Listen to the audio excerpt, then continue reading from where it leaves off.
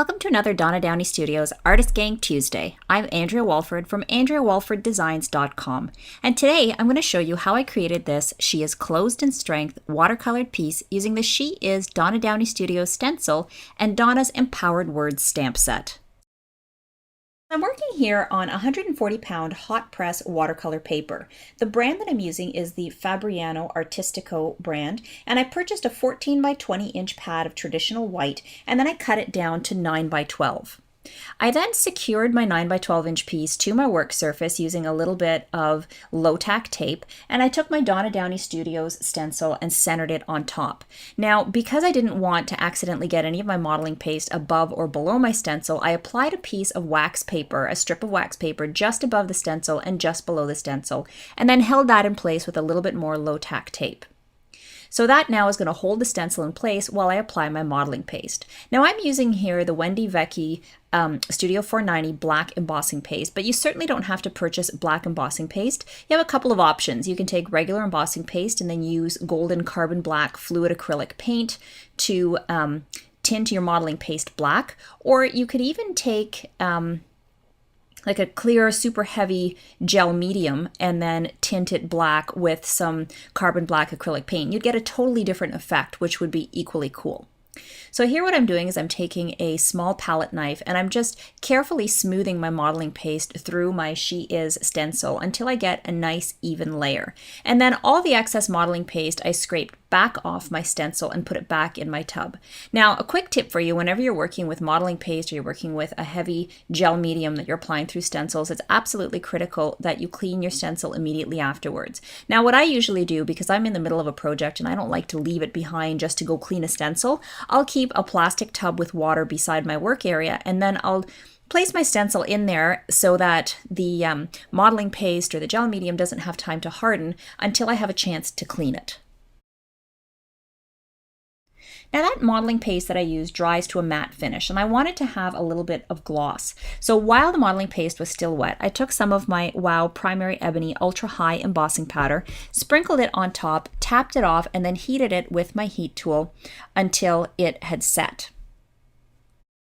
Now after I'd finished embossing, I could see that there were several areas that apparently I hadn't put enough modeling paste, so there was nothing for the embossing powder to stick to. So to fix that, I took my WOW embossing pen and I just scribbled in those areas and then applied a little bit more of that embossing powder over top, and then used my heat tool to melt the embossing powder once again.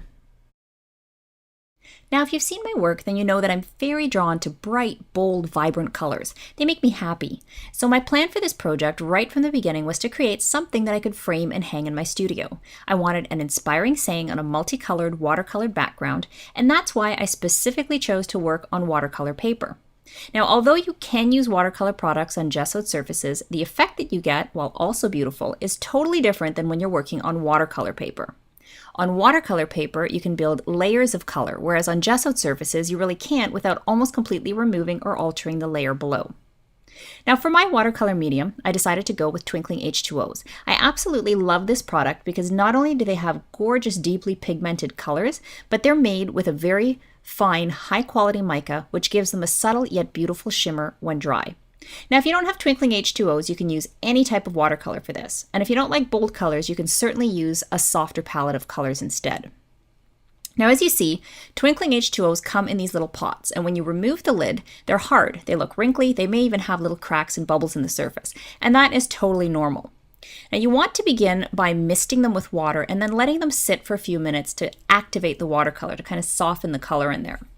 From there, you simply pick up the colors using a wet paintbrush.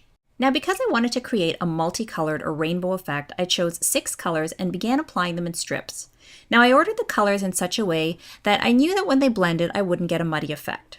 So for example, because purple is created by mixing red and blue, I knew that I could safely put purple and blue beside one another, and they would blend together to create a deeper shade of purplish blue. I deliberately kept yellow far away from purple because I knew that if those two colors blended together, then I would get a muddy brown. And that's why it's important to understand how colors mix together whenever you're working with multiple colors in your artwork.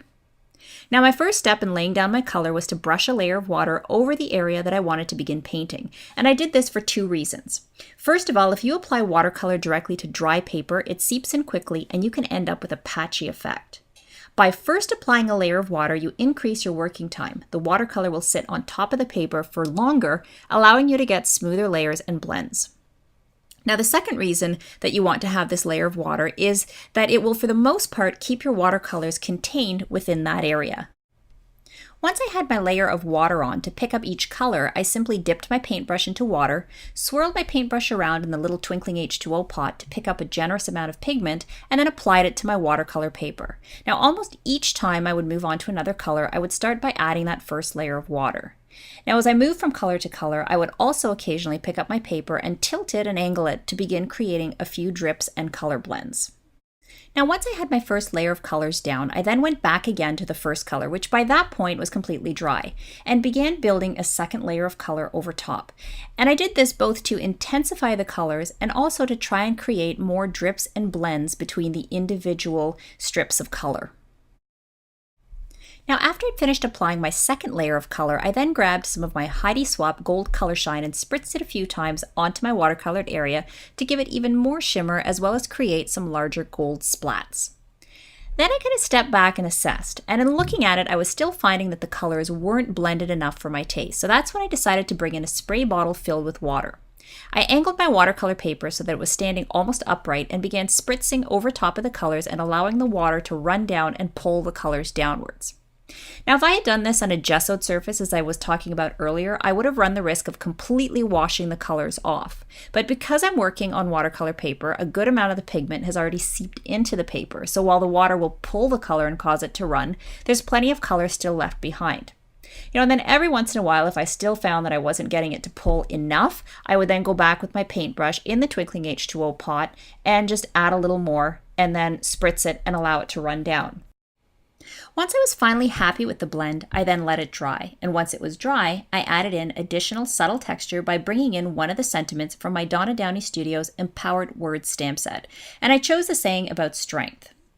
Now, because I didn't want the stamping to be so bold that it took away from the main saying, I chose to use a stone gray StazOn ink instead of a stark black ink.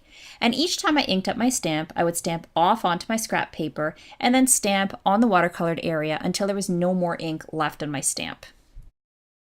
Now, my final step was to add a few splats, and to do this, I took a small round brush that was loaded with water, swirled it around in my pink twinkling H2O pot until I had a nice pool of watercolor, and I then loaded up my brush and began flicking it over my artwork. Now, I would occasionally tap the brush as well to get smaller splatters.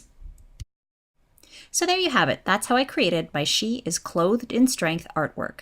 Well, I hope you enjoyed this video tutorial, and I look forward to creating with you again.